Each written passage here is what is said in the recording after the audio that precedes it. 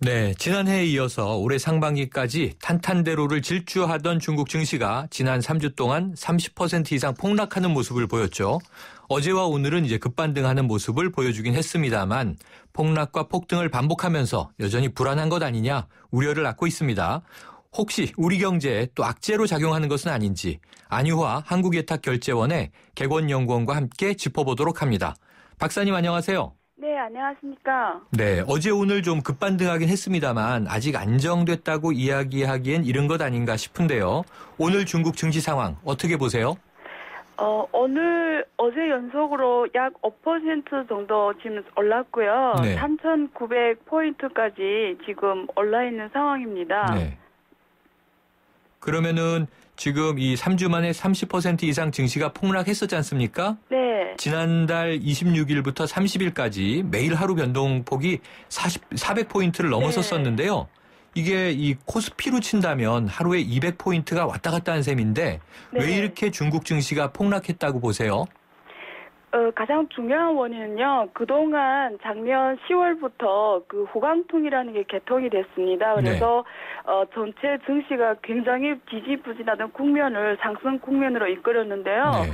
올해 6월 12일까지 급속도로 상승을 했습니다. 그래서 작년에 약 50%, 올해는 30% 넘게 올리면서 급반등을 했는데요.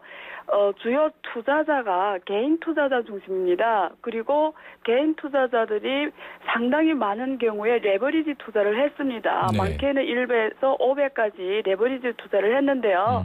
그 6월 12일에 중국 증권감독관리위원회에서 이런 신용 거래를 못하게 한다는 규제를 발표했습니다. 네. 그러다 보니까 굉장히 많은 공모펀드들이 그 개인들한테 융자를 해주면서 투자를 해왔는데요.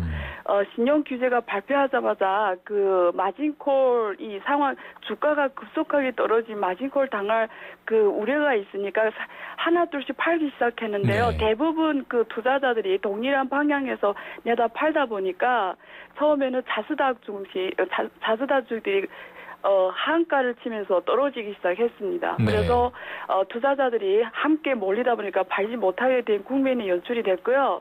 이어서 중소기업한 주식을 내다 팔기 시작했는데요. 그 역시 한 번에 100조 넘게 몰리다 보니까 다시 블루칩 주식으로 결국 상해 주식 거래소에 상장되어 있는 블루칩 주식까지 내다 파는 국면이 연출되면서 도미노식으로 주가가 폭락하기 시작했습니다. 네, 지금 박사님 짚어주신 대로 이번 증시 폭락 전부터 중국 증시의 취약점은 계속 지적됐었더라고요. 그렇죠. 말씀하신 대로 지금 부채로 이 투자한 사람 많고요. 그렇죠. 개인 투자자가 80% 이상 육박하고요. 그렇죠. 또 이제 이 국제 금융시장과 분리되어 있는 것 아니냐 이런 내용들이 나왔었는데 네. 결국 이것이 조정 국면으로 들어간 것으로 보세요? 지금 상황은 이렇습니다. 그러니까 조정이라는 게 이렇게 네. 상승도 완만하게 상승하고 하락할 때도 완만하게 하락을 해야 되는데 지금 급락하다 보니까 굉장히 많은 그 투자자들이 지금 손실을 입었습니다. 네. 이에 그 논란 중국 정부가 지금 IPO 정지 그리고 중앙은행의 그 무한 유동성 제공 등등의 지금 증시 부양 정책을 발표를 했는데요. 네. 그에 따라서 이틀 동안 지금 중국 증시가 상승세를 보이고 있습니다. 네. 어쨌든 간에 지금 이슈가 뭐냐면 앞으로 이 중앙 정부의 이 간섭이 효과를 봐서 증시가 다시 상승 국면으로 가는 것인지 아니면 잠깐 반짝했다가 계속 하락 국면으로 가는지가 투자자들한테 굉장히 중요하거든요. 그렇죠. 그래서 지금 다른 나라 사례를 보면 예를 들면 한국 같은 경우에도 89년대에 똑같은 상황이 발생을 했습니다. 그래서 당시에도 IP를 중지시켰고 한국은행이 무한 유동성을 한 2조 넘게 유동성을 제공을 했지만 결국 시장을 하락하는 데 막는데 실패를 했습니다. 네. 그래서 약 반토막이 나오고 결국 시장이 다시 긴 조정을 거쳐서 다시 상승하는 그 오랜 시간을 거쳤는데요. 우리는 투자자 입장에서 이렇게 생각해야 될 것 같아요. 이 국면이 만약에 안 좋은 시나리오로 간다고 할 때 어디까지 떨어질 수 있냐가 중요하거든요. 그래서 가장 나쁜 시나리오로 작년 10월에 상승하기 이전, 급상승하기 이전 2,400포인트입니다. 네. 그래서 가장 안 좋은 시나리오는 2,400포인트까지 갈 수 있지도 확률이 없다고는 말하기 힘들다. 네. 이것이 정답일 것 같고요. 당연히 만약에 중앙정부의 이런 시장 유동성 제공 정책의 효과를 봐서 계속 이렇게 좋은 완만한 상승을 보여주면 좋겠지만 어쨌든 확실한 거는 시장이 한번 급속한 조정을 지금 받았고요.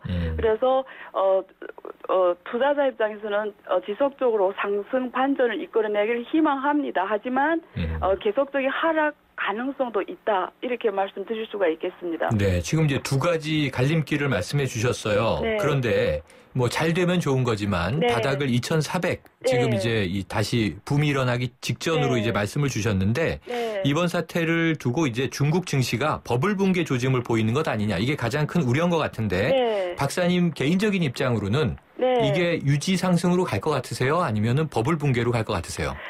솔직히 말씀드리면 지금 이번 폭락에서 가장 낮게 떨어진 그 지수 포인트가 3,300까지 왔었거든요. 쉽게 말하면 이미 5,100까지 갔다가 지금 3,300으로 떨어지기 때문에 네. 사실 이거는 그 상승 지금 하락 공간이 2,000포인트잖아요. 이건 버블이 붕괴됐다고 보는 게 더 정확하죠. 네. 근데 여기서 계속 붕괴되냐 아니면 이제는 저점을 와서 이제는 다시 이렇게 상승하냐 이 이슈인데요.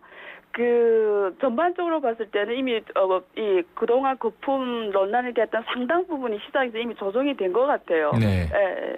그렇다면 어느 정도 버블 붕괴 조짐이 있으나 네. 내려갈 때까지 내려가고 있는 것 같다. 그렇죠. 네. 네. 그렇다면요, 박사님. 결국은 이제 중요한 게 같은 맥락이긴 하지만 네. 올해 하반기의 중국 증시 어떻게 네. 전망하십니까?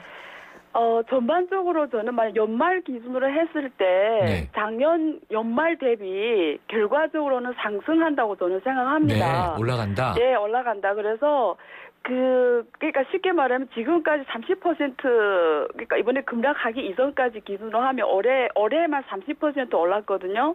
그래서 그 말은 무슨 말이냐면 연말까지 우리가 봤을 때 올해 올랐던 30을 다 제하고도 작년에 비해서 예를 들면 한 5% 상승한다면 우리는 완만한 상승이라고 하거든요. 네. 그래서 작년 연말 대비 올해 연말은 이런 결과적으로는 완만한 상승을 보여주지 않을까 이렇게 생각합니다. 네, 그렇군요. 자, 네. 이 중국 증시에 우리나라 투자자들도 간접으로 투자한 분들이 있습니다. 네. 금융권을 통한 펀드라든가 그렇죠. 많이 들어가 네. 있죠. 네. 이분들에게도 지금 중국 증시의 불안정성 굉장히 불안할 텐데요. 네. 한마디 좀 조언을 주신다면 어떻게 말씀 주시겠어요?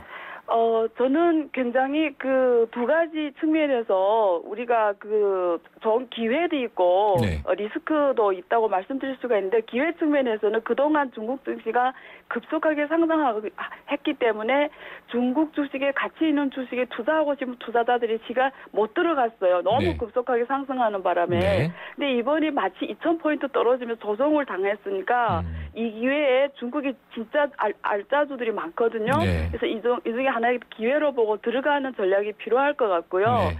반대로 이번 우리가 보다시피 중국 증시는 굉장히 변동성이 큰 시장입니다. 네. 그래서 거기에 대한 대응, 리스크 관리 이런 방안도 마련을 하면서 하나의 기회로 보는 게 정확한 대응 방안이 아닐까 싶습니다. 네, 오늘 말씀 감사합니다. 네, 감사합니다. 지금까지 안유화 한국예탁결제원 객원연구원이었습니다.